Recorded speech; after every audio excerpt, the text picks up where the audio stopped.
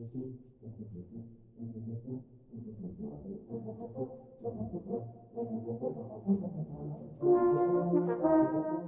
Diary of a Pennine Waterman, written and narrated by Jeff Nemec. Episode 2. A Boggy Bit of Land.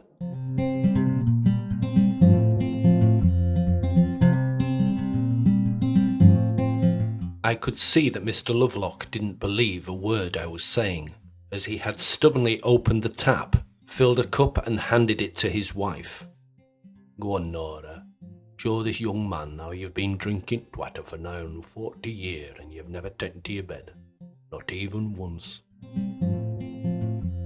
Mrs. Lovelock's whiskery chin quivered slightly as she dutifully drank the water, placing the empty cup on the worktop after she'd finished. Looks good, tastes good, and by golly, it does you good may be true for milk stout, Mr. Lovelock, I said, determined to get my point across. But that cannot be said of your water. An untreated spring supply can look good, taste good, and keep you running to the loo half the night with diarrhea and sickness. As I've told you, lad, it's beautiful spring water. Lovelocks have been drinking it for generations, better than your down water with all its chemicals tasting like it's come straight from a swimming pool. How about we go and have a look at this beautiful spring, Mr. Lovelock?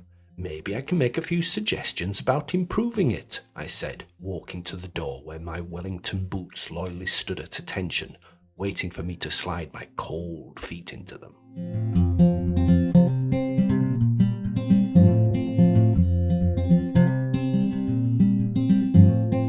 Standing in the porchway, I asked, "Can we see the spring source from here, Mrs. Lovelock?" Mrs. Lovelock looked at her husband, then at me. She had a determined look on her face as she too pulled her boots on. "Do you know, Mr. Fielden, I have never seen this spring. Mr. Lovelock has always tended to it, and he said me and the kids must not go up there, in case we disturbed the supply."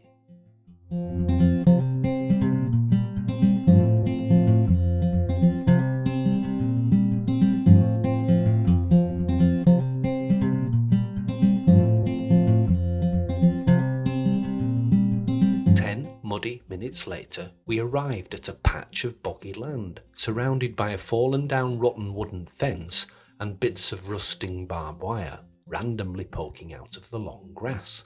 I remember the bitterly cold wind of early February stinging my ears, reminding me to pull my woolly hat down so it covered the bare flesh.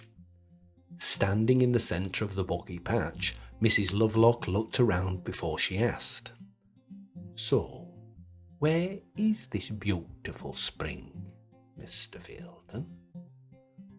I glanced in Mr. Lovelock's direction.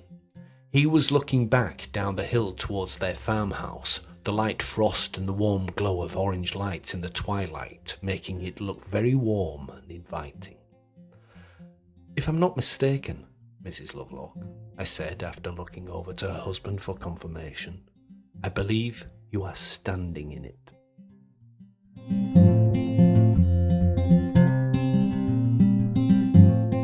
I shall never forget the look of simmering anger on her face as she pulled a sinking boot from the moorland's muddy embrace. "Mr. Fielden, you tell us what you need to do to sort this shambles out. Mr. Lovelock and I have some talking to do. Albert, checkbook if you please."